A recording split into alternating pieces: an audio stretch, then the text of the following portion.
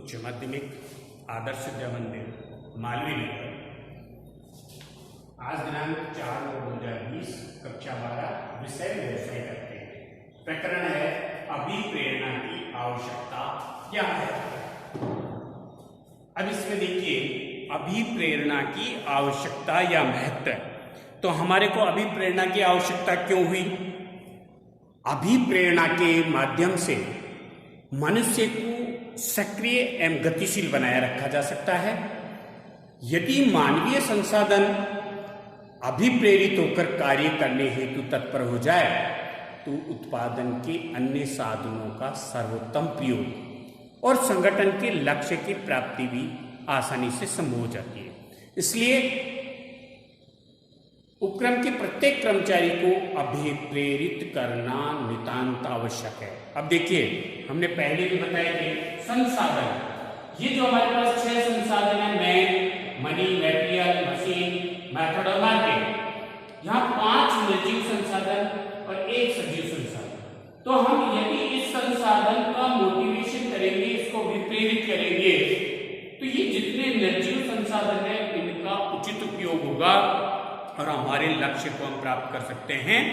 तो आइए अब हम आपको इसकी आवश्यकता भी आ सकती है।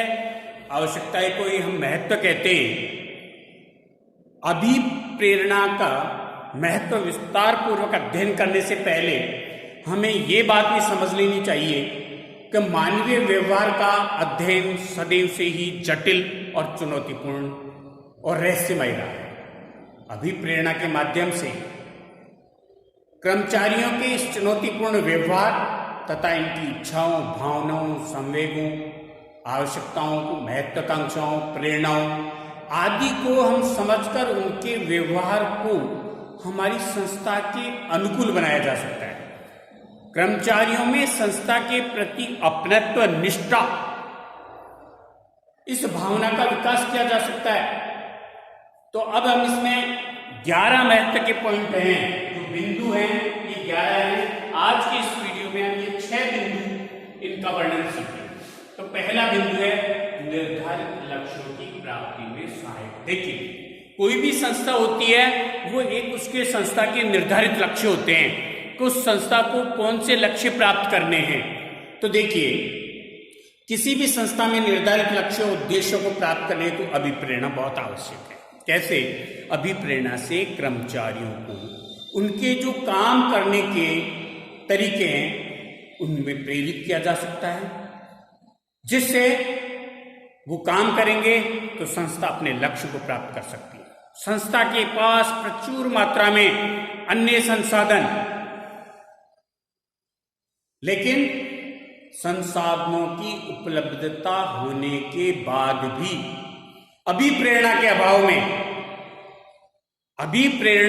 अभाव में संगठन को लक्ष्य प्राप्त करना बहुत कठिन है। एलन ने एक ठीक ही कहा है कि अपर्याप्त अभिप्रेरणा कर्मचारी संगठन को, उस संगठन का प्रभाव समाप्त कर सकती है। इसलिए अभिप्रेरणा, मोटिवेशन आवश्यक है। यदि हमने सही तरह से हमारे कर्मचारियों का मोटिवेशन किया तो हम लक्ष्य प्राप्त कर सकते हैं।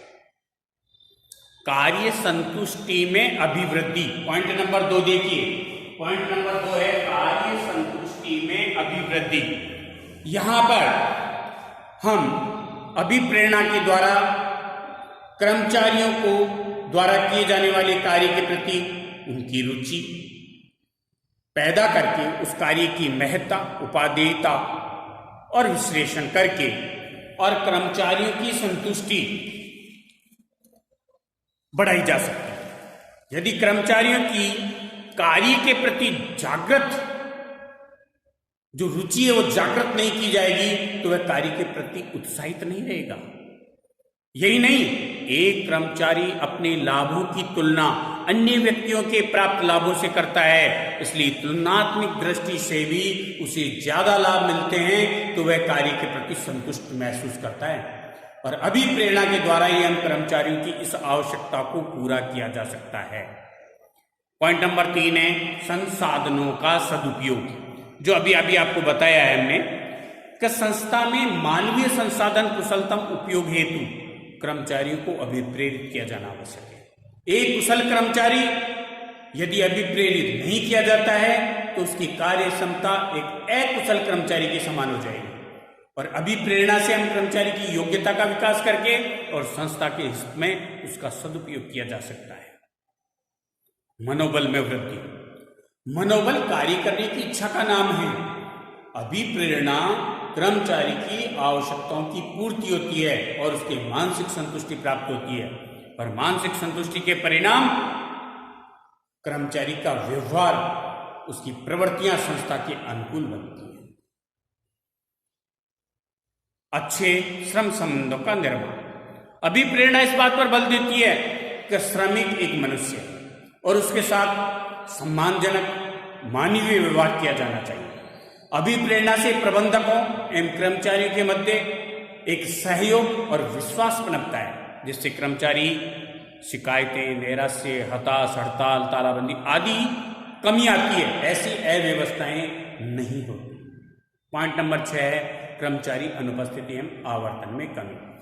अभिप्रेरणा से कर्मचारी अपने कार्य और वातावरण में संतुष्ट होते हैं, लक्ष्य प्राप्त करने में अपना सकारात्मक योगदान देते हैं, जिससे कर्मचारी अनुपस्थिति में कमी आती है। अभिप्रेरित कर्मचारी स्थायी रूप से संस्था में बने रहते हैं और जिसमें श्रम आवर्तन दर भी कम आती है। अब आप देखिए, यदि आपसे कर्मचारी संतुष्ट नहीं होंगे, आपकी संस्था में कर्मचारी संतुष्ट नहीं होंगे, आप उनको पूरा वेतन नहीं दे रहे हैं, तो वो क्या करेंगे? वो अच्छा वेतन या ज्यादा वेतन जहां मिलेगा वो लोग वहां जाएंगे और आपके यहाँ कर्मचारी हट जाएंगे। फिर आपके पास नए कर्मचारी आएंगे, उनको काम सीखने में समय लगेगा, वो भी कुछ समय तक आपके पास काम करेंगे, फिर उनको भी कोई ज्यादा पैसा देगा तो वो भी दूसरी जगह चले जाएंगे। तो आपके यहाँ कर्मचारी आते और जाते रहेंगे, इससे आपका काम प्रभावित होगा, संगठन प्रभावित होगा। इसलिए प्रबंधकों का ये कहना है कि हम मोटिवेशन यानी कर्मचारी को इस प्रकार अभिप्रेरणा मोटिवेशन करें कि हमारी संस्था के लक्ष्यों को प्राप्त करें, जो कार्य हो रहा है उससे हमें भी संतुष्टि हो और कर्मचारियों को भी संतुष्टि हो। हमारे पास जो ये संसाधन है, इन संसाधनों का सदुपयोग हो, कर्मचारी संस्था को अपनी संस्था समझे, उसके मानवीय जुड़ाव हो, कर्मचारियों के मनोबल में वृद्धि होगी तो हम जितना काम करेंगे उसमें से हमारे को भी कुछ मिलेगा, हमारे को भी प्रॉफिट मिलेगा, तो उनके मनोबल में वृद्धि होगी तो वो काम अधिक करेंगे। अच्छे श्रम संबंध, बहुत अच्छा काम किया है, आपने उसको सम्मान दिया तो उसका मनोबल बढ़ेगा।